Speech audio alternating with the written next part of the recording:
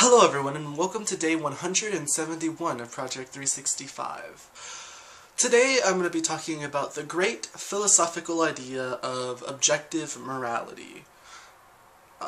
I'm not sure if everyone out there knows what it is, so let me break it down for you.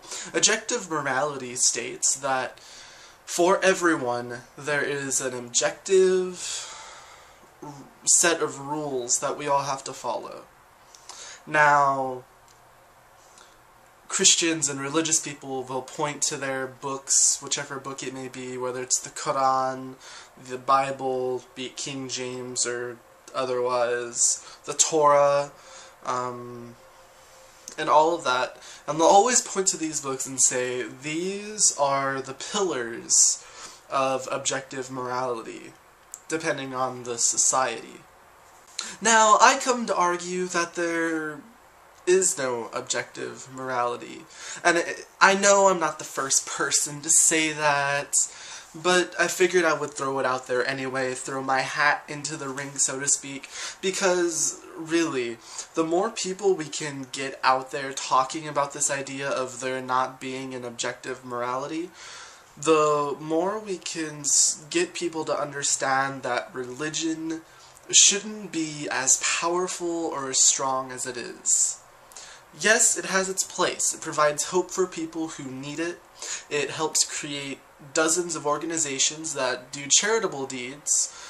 However, it also has adverse effects on our society, like destroying the rights of individuals, propagating disease, and if you don't know what I mean by that, I'm referring to when the Pope told Africans not to use condoms, and that's just propagating AIDS, and it's ridiculous. But that's neither here nor there.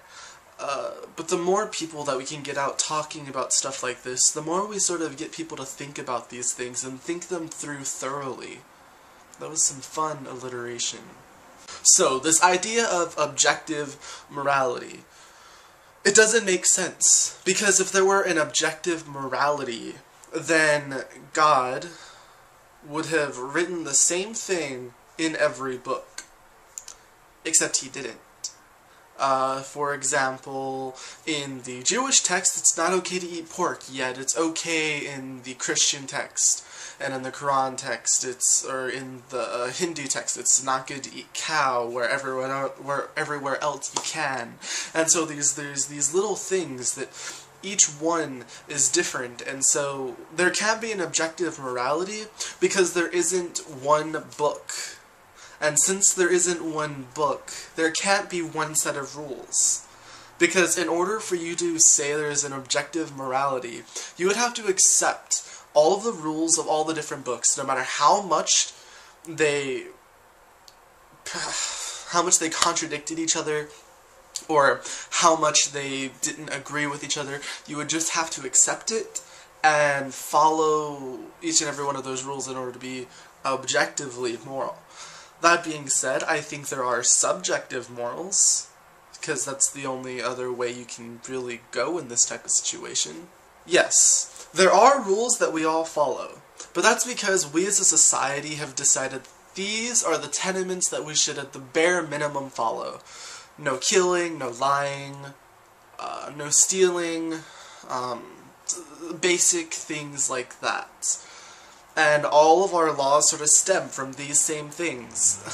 And then we also have laws that prohibit others from inflicting or taking away from our rights, which are in themselves laws that were granted for us to have certain aspects of life, which we feel that we should be guaranteed, like life, liberty, the pursuit of happiness, blah blah blah blah blah.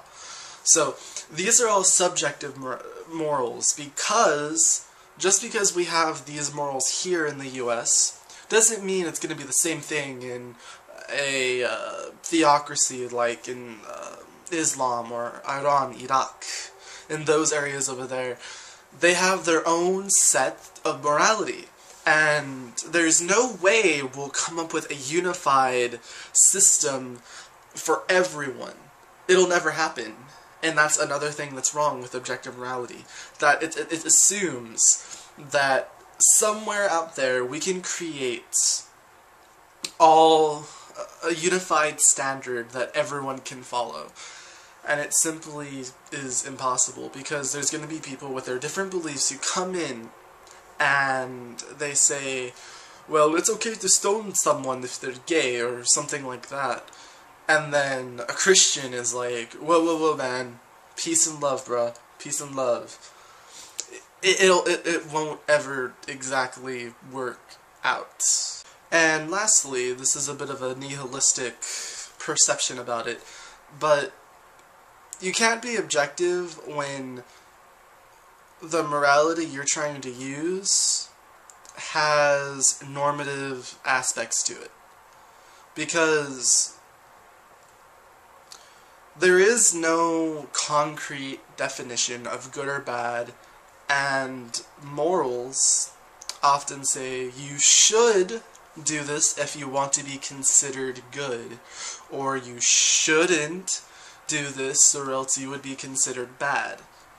And because it's normative, it's automatically subjective. There's no way that you can get everyone on the same wavelength and have them think, okay, not killing anyone, that's good. Killing someone, that's bad. Now, I know with me saying that, most of you are going to be like, well, only psycho people think killing is good and not killing is bad, or because that would be the opposite of what I said. Anyway, not necessarily, because what someone else might think is perfectly okay with killing someone for, you might not be okay with. Like the whole stoning gay people thing. But what I mean by it's normative, it's we say what it should be, not what it is. And as long as the definitions for good and evil are going to be subjective, then the way that we state morals will always be normative. They'll never be positive statements that are concrete. So, with that in mind, we'll never exactly have objective morality, because we'll never get people to agree on anything, no matter how much we try. And, yeah. That's just my hat thrown in there. So, question for you guys today, since I'm actually pretty curious. How do you guys feel about objective morality? Do you think it would be possible to attain, or do you think it would be a waste of time, as per usual with these things that are related to religion? Alright, so that's it for today, guys. I'll see you guys tomorrow. Have a great day. Carpe diem.